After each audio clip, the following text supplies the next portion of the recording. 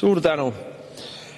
Jaa, ma arvan, et see, mis lõpus siin Varro küsis, et kas oli asjakohane arutelu komisjonis, no ei ole, sest jõuame tagasi sinna minu küsimuse juurde, et meil on koroonapoliitika näol, mis 5 aastat tagasi siis koroona meil algas, tegemist siiski sellise kollektiivse osalusega, kus midagi ei ole öelda, aga meie erakond oli tookord ju valitsuses, tegime otsuseid, mida tagantjärgi vaadates võib öelda, et ei pannud täppi.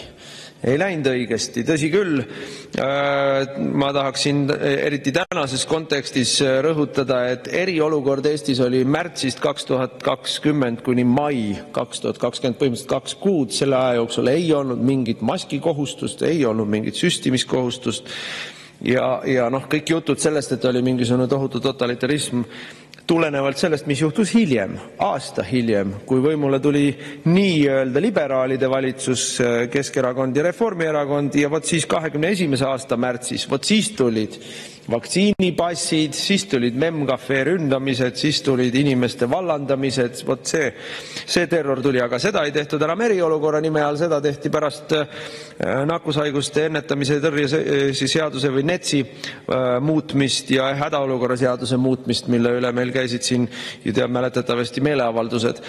Nii et kui siin süüdistada või kui vastata küsimusele, mida ka ettekandja küsis, et mis sai tehtud ja mis läks nihu, päris kindlasti tuleb öelda, et esimeses info puuduses reageeriti üle ja see on meie viga, meie erakonna viga, aga hilisema info valguses juba mõnuga hakati kehtestama totalitarismi, teades väga hästi, et vaktsineerimine ei aita seda haigust ära hoida, teades väga hästi, et need vaktsiinid on inimeste tervistele väga kahjulikud ja ohtlikud ja teades väga hästi, et tegelikku mingisugust massilist tervise eriolukorda enam ei olnud.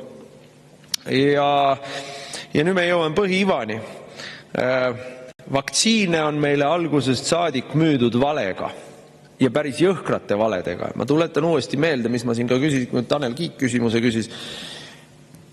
Valitsuse laua taga oli arutelu, et milliseid vaktsiine peaks Eesti riik ostma või tellima ja kirja panema. Tanel Kiik tahtis, et kõiki vaktsiine, nii et kõiki Eesti inimesi saaks vähemalt 3 korda vaktsineerida. Ma ütlesin, et ärme nüüd nagu hulluks lähe.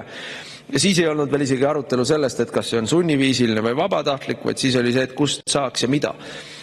Ja küsimusele, et kust me üldse teame, et need töötavad, ju vastust ei olnud peale selle, et meile korrutati loosungeid. Et kuulge, Ameerika siis tervishoiuagentuur on selle lubanud turule ja Euroopa Liidu tervishoiuagentuur on selle lubanud turule, et ju nad peavad turvalised olema. Täna me teame, ainult tänu sellele, et tagantjärgi on saadud avalikkuse survel kätte dokumente Pfizerist ja Modernast. Täna me teame, et Pfizer ja Moderna valetasid oma uuringute kohta, varjasid riskigruppide kõrvalmõjusid, varjasid seda, mida nad üldse tegid või tegemata jätnud, esitasid reaalselt valeandmeid. Ja ega siis ametiasutused ei kontrollinud neid andmeid. Ma palun 3 minutit juurde. 3 minutit. Sest et nüüd me jõuame selle põhiivani. Ja seda valet räägitakse tänase päevani. Seda valet ju korrutatakse täna päevani. Ikka veel, kuidas see oli, Karmen Joller tegi üleskutse, et kui tahad toetada Ukrainat, et siis tuleb süst teha, 5. süst teha või mis iganes, 6., 7., 8., 10. Et mõned inimesed ei ole sellest ikka veel välja tulnud. Ja miks? Sest et see oli metsik raha. See oli ju metsik raha, mida köeti vaktsiinitootjatele ja neile, kes olid vaktsiinisutenöörid. Neile, kes meile seda pähe määrisid. Tuletaja meelde, Põhja-Eesti regionaalhaigla tegi kampaania lastele, tule tee süst, saad tasuta iPhone'i. Milline küüniline inimeste manipuleerimine, kõigepealt valega ja siis rahaga. Ja siin oli arutelu sellest, et meie usume teadust. Muidugi me usume teadust. Tänaseks päevaks on üle 3700 uuringu, 3700 uuringut, mis on tegelenud vaktsiinide negatiivsete tagajärgedega. On tohutu hulk, 100 uuringuid, mis on tehtud konkreetsed case study'd ja on tehtud suuri andmeuuringuid, mis on jõudnud järeldusele, et vaktsiinide tagajärjel on inimesi surnud rohkem kui sellesse haigusesse endasse. Turbovähk on asi, mida meil varem ei olnud. Mõne kuuga surevad inimesed vähki. Südamehaigused noortel inimestel kukuvad 20-18-aastased inimesed spordiväljakul põmm ja põmm pikali, 10 kaupa, 100 kaupa. Ja ikka me teeme näo, et ei ole midagi. See on see vanatädi, seda vanatädi, kes meil seal roosipõõsa all tagahoovis on maetud, et meie ei tea tast midagi. Ei tea, ise suri ära, 17 noahaava südames. Ise suri ära, ise tõmbas mulla peale. Et ärme räägime millestki muust.